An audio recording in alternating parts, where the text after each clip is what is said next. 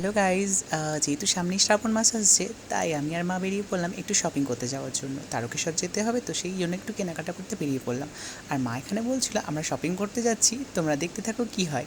আর দেখো, বেরোনোর আগেই কিছুক্ষণ আগে বৃষ্টি হয়ে গেল। আর বৃষ্টি হওয়ার পর আকাশটা কত সুন্দর লাগছিল, তার একটা ক্লিপ নিয়ে নিলাম। দেখো মেঘগুলো কত সুন্দর লাগছে, যেন শরতের মেঘের মতো। এখনই মেঘগুলো এসে গেছে, যেহেতু রথের দড়ি টান পড়েছে আর মা আসছে, এমন এমন ভাব এসে গেছে আকাশের মধ্যে। দেখো গিয়েই অটো পেয়ে গেলাম, অটোতে উঠে চলে যাচ্ছি। আর আজকে যেই বৃষ্টির পরে সেই রোদ্দুর বেরিয়েছিল, তাই ছাতাটা নিতে একদম ভুলিনি। আমরা পৌঁছে গেলাম মার্কেটে গিয়ে দেখো, যেহেতু তারকেশ্বর যাব, তাই একটু মহাকাল ছাপা জামাই নিলাম। আমি একটা সাদা কালারের নিয়েছিলাম, তারপর বোন বলল ও নাকি এই জামাই নেবে, তাই ওর জন্য একটা নিয়ে নিলাম। আর দেখো, এখন প্যান্টের দোকানে গিয়েছিলাম, কিন্তু প্যান্টের দোকানে গিয়ে যখন ভিডিও করছিলাম, ওই কাকুটা বলছিল যে কেমন কালার নেবে। আমি বললাম যে দেখো কেমন আছে। তারপরে যখন জিজ্ঞাসা করলো যে আমি কী করছি, আমি বললাম যখন ভিডিও করছি। উনি বললেন না, ভিডিও করা যাবে না, সেই জন্য আর ভিডিও করতে পারলাম না। দেখো আমাকে বারণ করছিল ভিডিও করা যাবে না।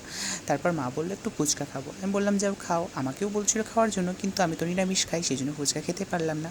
আর তারপরে দেখো, এখানে অনেক টোটো দাঁড়িয়েছিল, আমাদের বলছিল যাওয়ার জন্য, কিন্তু আমার যেহেতু এই ব্রিজের উপরে দৃশ্যটা খুব সুন্দর লাগছিল, সেই জন্য আর টোটোতে উঠিনি।